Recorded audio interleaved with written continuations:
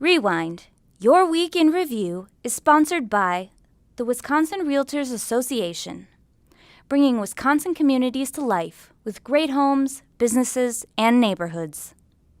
The Wisconsin Realtors Association, the voice of real estate.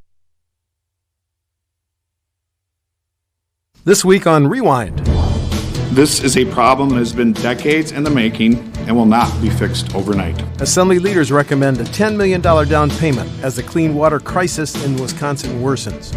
The controversy over whether the State Elections Commission must remove the names of registered voters who may have moved rolls on, with legal motions pending before state and federal judges.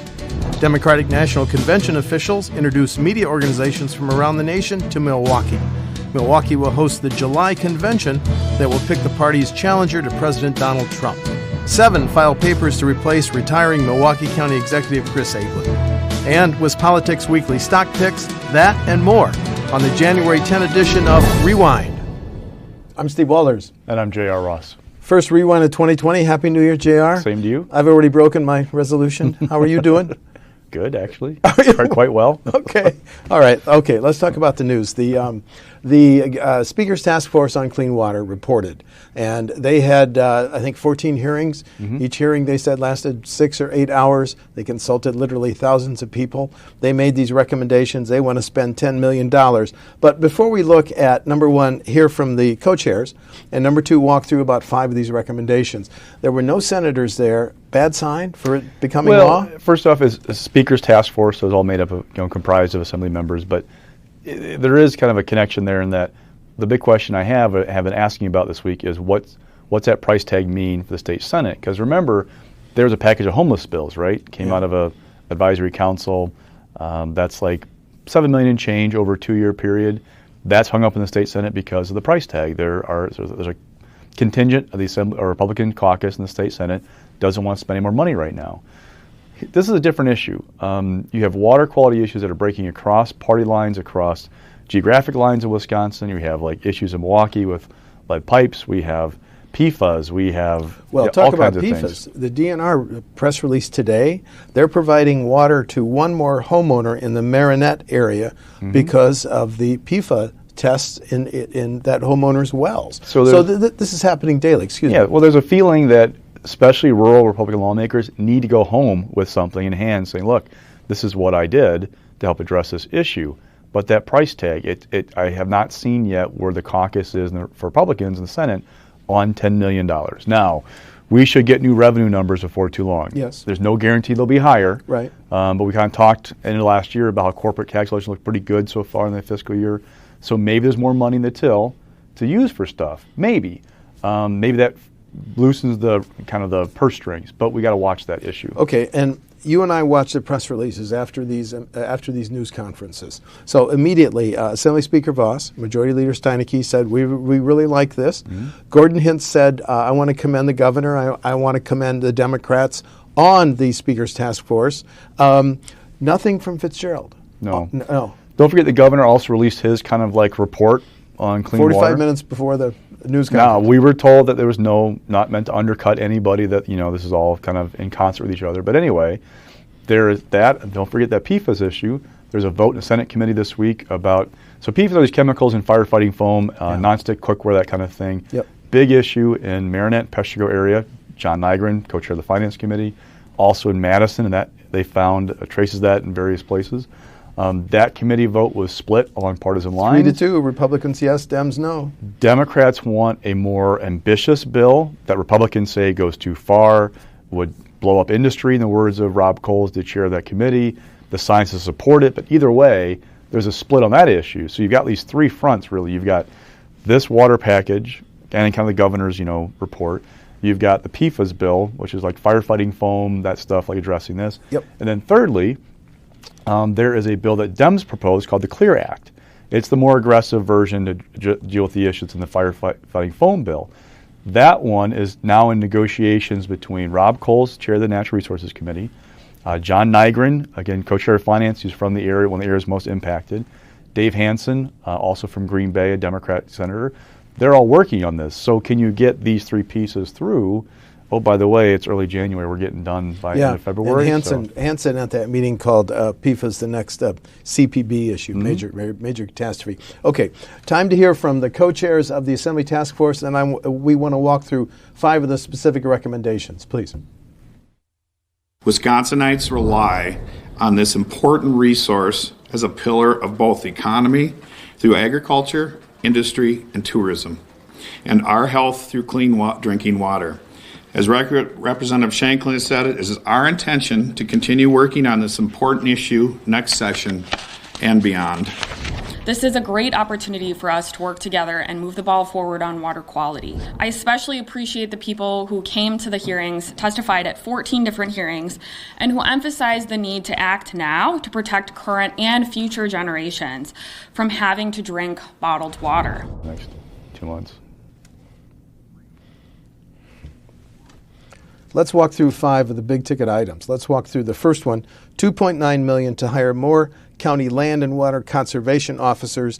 Now, they made a big deal about saying, we funded these professionals in the budget, but we're adding $2.9 million. That's the biggest single upper in the $10 million package. Any PS on that? No. Again, it's all start adding these things up and get to that price tag. Yeah. $900,000 to fund the Center for Watershed Science and Education. Correct me if I'm wrong, on the campus of UW-Stevens Point? I'm not sure off the top of my head. Okay.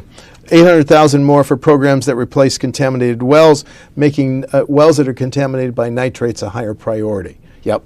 $250,000 for the Clean Sweep program to collect and dispose of firefighting foam with PFAs, and $150,000 to hire one FTE, one person, a director of a new Office of Water Policy. And JR, you probably went through those recommendations. What they expect this new director to do is like 4 people's jobs. It was just really, okay. So, but you know, JR, just a PS on this. You and I went through the governor's report issued 45 minutes before the news conference.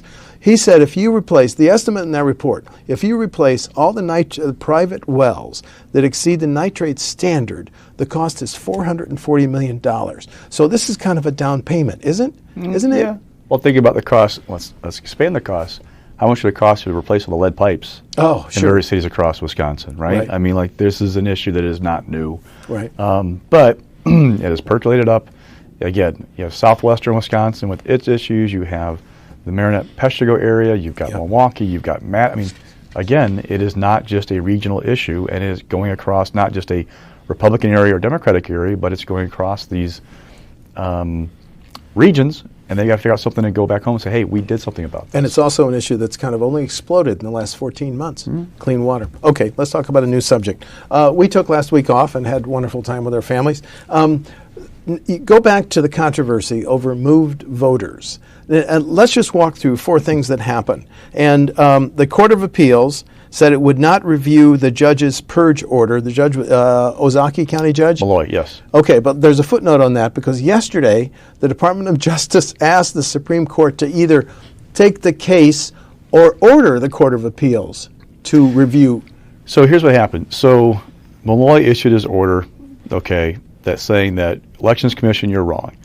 The state law says you have 30 days that if these guys who may have moved, you send them a letter and say, hey, we want to check what's going on. If they don't respond in 30 days, they're off the rolls, period. Okay. DOJ appealed that to the 4th District, saying, we think this is wrong, we want you to step in.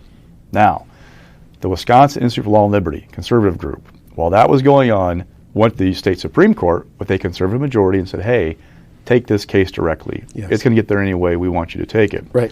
Will argue that because they asked the state Supreme Court to take over the appeal, that meant the 4th District Court of Appeals proceedings were moot, essentially. They had to be stayed while this request was pending. DOJ went and said, hey, just so you know, Judge Malloy has been asked to start fining the Elections Commission and 5 members $2,000 each a day, $12,000 total. In contempt. For not doing this. We'll get to that in a minute. So we need you to do something. Right. Again, please do this. Okay. 4th said, no, we're going to wait for the Supreme Court. Now DOJ is back at the state Supreme Court saying, okay, they're saying they're not going to do this. Tell them to do it or you take it up. We need something to kind of have some clarity here. And oh, by the way, don't forget, there's a federal lawsuit pending right now. Yep. League of Women Voters saying that there weren't adequate warnings in these letters going out to these possible movers. Therefore, it should be all overturned. And now lawmakers and Will are saying That's federal point judge, two. That's stick what up. that's what I want to get to. Okay, so the first point is Court of Appeals said they wouldn't review the judge's purge order. Now let's get to the second point. GOP leaders asked that the federal court not get involved. Yeah. Who are they to ask federal judges on a voting rights issue? Respect the state issue, let it play out in state courts. Also, Republicans have hired private attorneys again in this case, saying that, noting that Josh Call, the Democratic Attorney General, represents the Election Commission, is basically siding with our, kind of over here on the opposite side. He's not representing our views. Therefore, we say state law to them says 30 days or you're done. They're saying Call's not there. We need our own attorneys for this. So you almost need a flow chart at this point to keep track of legal actions going on. And so the next thing I want to point out is that on December 30th, the Elections Commission, again, for the second time, deadlocked 3-3 and voted not to purge or remove these voters, more than 200,000. I'm stunned that a partisan commission that's split evenly between partisans could not reach an agreement on Yes, something like but this. go back when they when they created the Elections Commission, they said we're going to have 3 Ds, 3 Rs, and they're all going to have a kumbaya moment.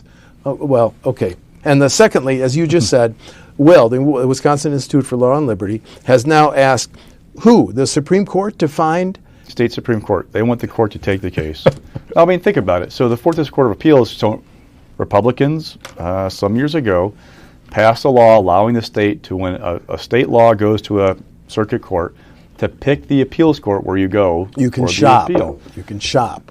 Shocking that a Democratic Attorney General, again, I hope you guys understand I'm being a little sarcastic here, went to the Fourth District, which is a Democratic, basically liberally controlled court, for its appeal.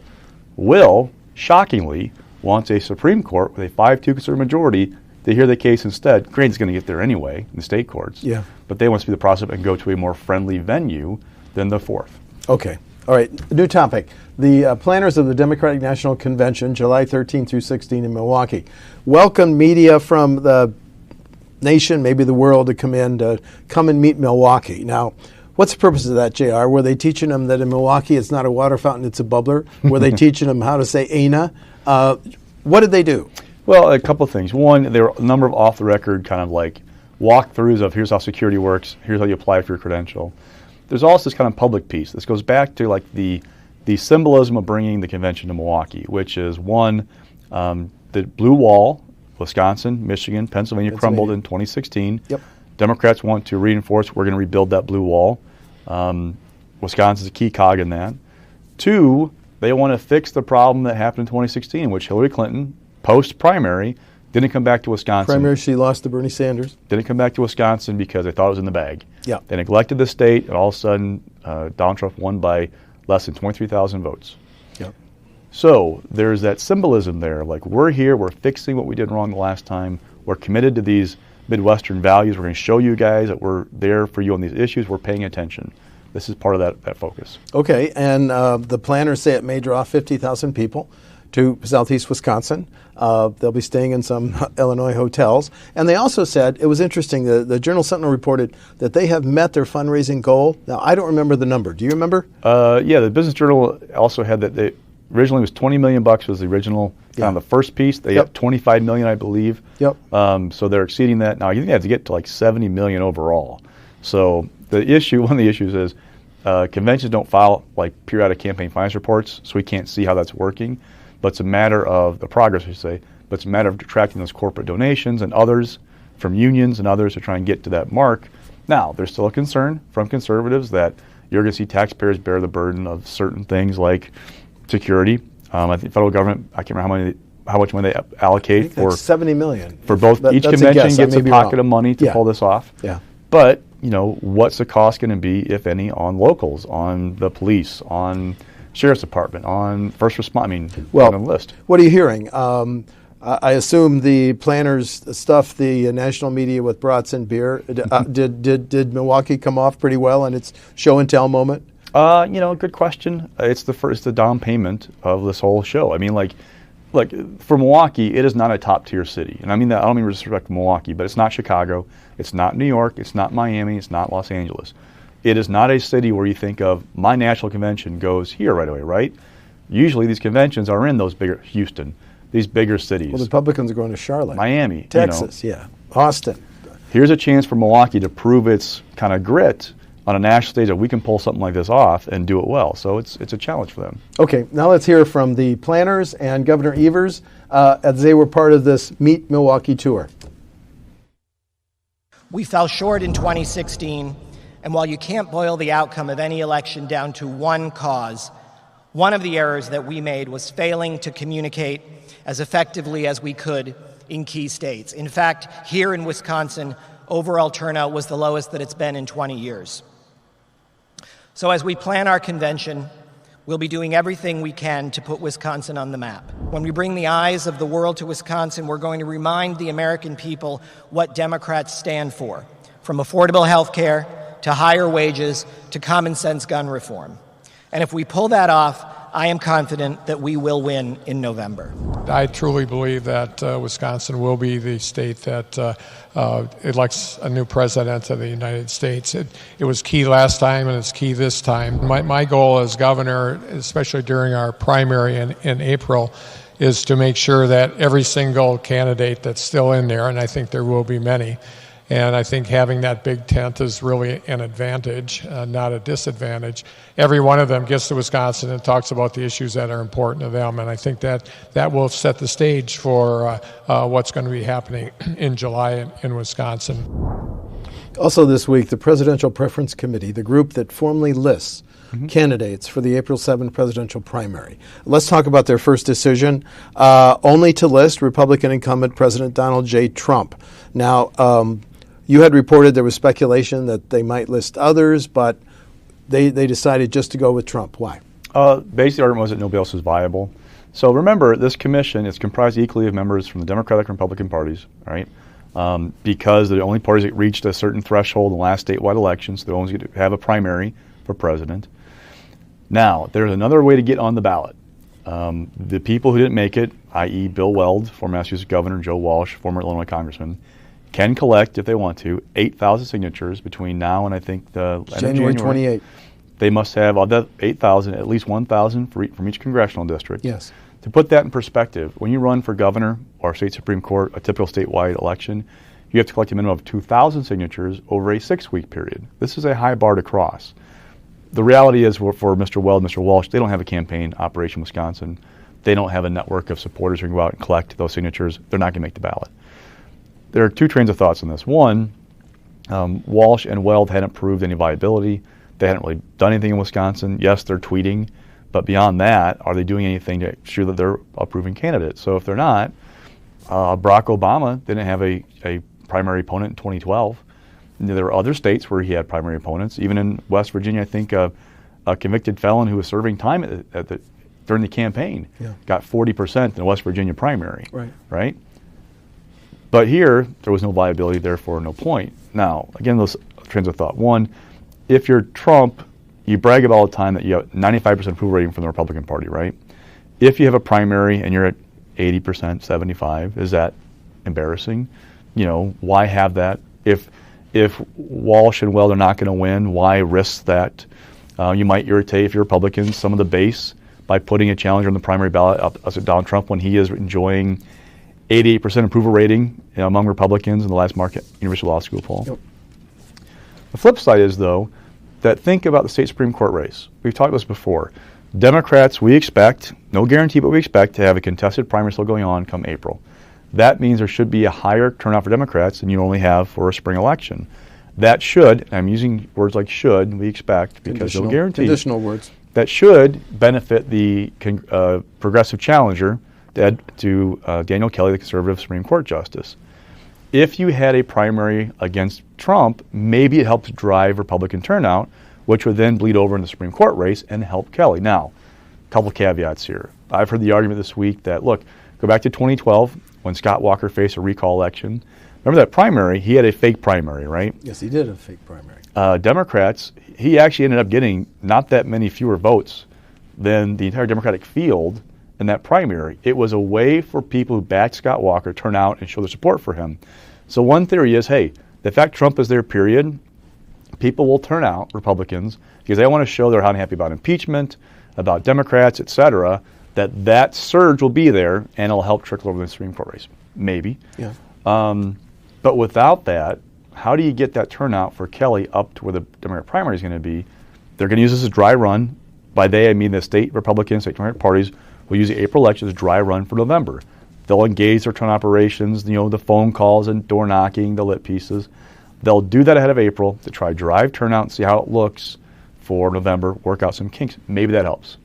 Okay, now let's talk about the Democrats. They've slated, no surprises here, 14, Biden and Bennett and Booker and Klobuchar and Sanders and Warren and Bloomberg, Buttigieg and Delaney and Gabbard, and Deval Patrick and Tom Steyer, the businessman, Marianne Williamson and John Yang. They're not all going to be on the ballot on April 7th. I mean, they could be. They'll be on the ballot. But let's talk about the mechanics. If they drop between now and then. There's a deadline to tell the Elections Commission you don't want to be on the ballot. I can't remember what date it is, but if you're still in there, you are still on the ballot come April because they have to be produced 45 days out. True. So True. Even if somebody drops out in March, they'll probably still be on the ballot come April and that kind of thing. We had that in 2016, I believe, with Republicans who dropped out of the race for president. They were still on the primary ballot at that time. And just a PS, since we're talking about the presidential election, Trump is scheduled to come to Milwaukee this Monday. Tuesday. 14th. Thank you very much. The 14th, the same night that there's a Democratic debate. In Iowa. The last one before Iowa. And there's a Bucks game downtown Milwaukee, too. Very busy. Okay, new subject. 7 have filed to run to replace Milwaukee County Executive Chris Abele. I'm just interested in your early handicapping. Theo Lipscomb, County Chair, Senator Chris Larson, Representative David Crowley, Brian Kennedy, former labor leader, now a mayor, Jim Sullivan, former state senator, who had run Mr. Abele's Human Services, conservative Native Indian Nath, and a Metro Transit executive, and I'm not going to embarrass myself by trying to pronounce his name. What are your thoughts on the 7? I want to see the fundraising reports, which I believe are out next week. I also want to see where's Chris Abele's money go. Mr. Abele has proven he will play in primaries and other races. He's got 2 political groups for him. Deep pockets that he has. There's a perception that Jim Sullivan is kind of like the anointed Abele candidate, so he might benefit from Abele's largesse. That would be a big boost in a crowded primary. But yeah, watch the fiscal finance reports, see who's proving viability, who's doing what, and where's the Abele money go ahead of that primary. Okay, and just a PS, Mayor Tom Barrett wants a new term on April 7th. Lena Taylor opposing him? Who else? Other people are in the race right now, but there'll be a multiple candidate primary, I believe, in February. Multiple candidate primary. Okay, let's go to your stock reports. Rising. So Rising, Scott Fitzgerald. Back in September, Jim Sensenbrenner, a longtime congressman, announced he was going to seek re-election. That was sent a ripple across Republican landscape because this guy had been in office for 4 decades. The thought was there would be the spirited primary for the 5th Congressional District. Well, after this week, Matt Newman told me he's not going to run for the 5th Congressional District. That means that basically you have Scott Fitzgerald, the only announced Republican candidate for that seat. Barring somebody getting in late, it is almost like a guarantee he'll be the next congressman from the 5th. The reason is this. Very Republican seat. Yes, there's miracles happen, so a Democrat could win in theory. But generally speaking, Republican primaries in heavily Republican seats generally produce the next Republican congressman from that district. Fitzgerald, to his credit, put the work in, got in early, has locked up support. There is still room, people tell me, for a deep-pocketed Republican from Waukesha County, which is the heart of that district in terms of votes, to get in, write a big check, and run. But the longer it takes that person to emerge, the tougher it is because you give more time for Fitzgerald to lock up endorsements and lock up money. Okay, and mixed. We have races. Contested judicial races. Look, the Supreme Court race is going to be a huge deal this spring. Beyond that, on the judicial ballot, not much. Of the 37 judicial races, only 9 are contested.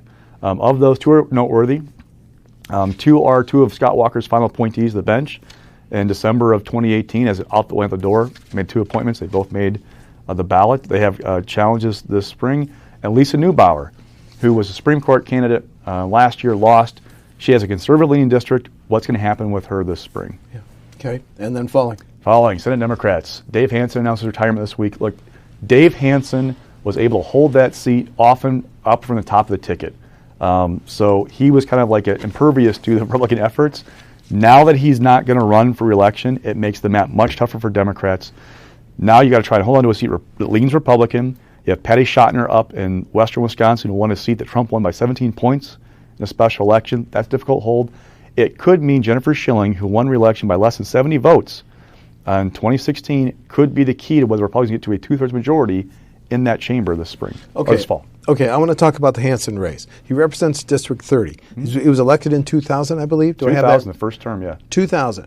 The last time he was elected against Eric Wimberger, 2016. Hansen got 51.2% of the votes. So that district is really in play, isn't it? Well, look at it this way. Donald Trump also got 51.some% of the vote in that district. I mean, think about that. Trump won it by 10 points. Okay.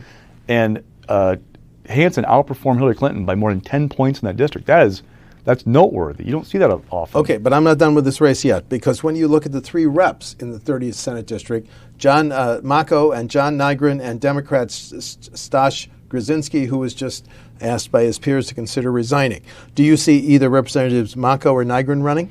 I think Mako has said no. Nygren said, I'll think about it, but acknowledge it'd be a high bar because he's co-chair of the Finance Committee. Yeah. Why go from being co-chair of the most powerful committee in the legislature to being a freshman in the span of a couple months, right? That's maybe a tough sell for him. Okay, and one other PS, there's another lawmaker who announced this week they weren't going to seek re-election, Republican Representative Bob Culp from Stratford. He's been representing the 69th District since the special election in 2013.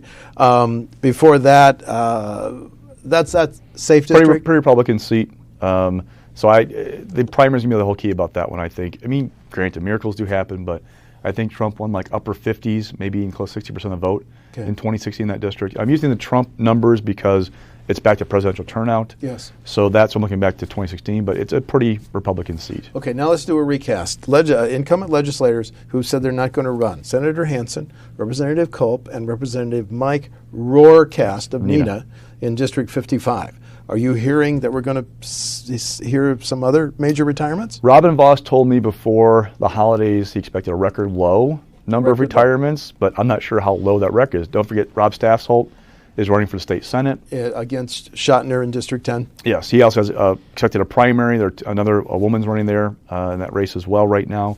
So there'll be other departures. I'm just not sure who and where at this point are going to retire. Okay, now let's look ahead a little bit. We have another Charles Franklin poll coming next week. The Assembly's going to be in session, I think, within 2 weeks, right? Then the Governor's State of the State on Wednesday the 22nd. Yes. Anything else of note? I hope not. It's going to be a busy week next week. First rewind of 2020. I'm Steve Walders. And I'm J.R. Ross. That's rewind for January, what's the date, J.R.? 10.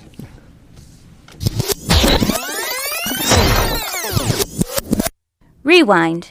Your Week in Review is sponsored by the Wisconsin Realtors Association, bringing Wisconsin communities to life with great homes, businesses, and neighborhoods. The Wisconsin Realtors Association, the voice of real estate.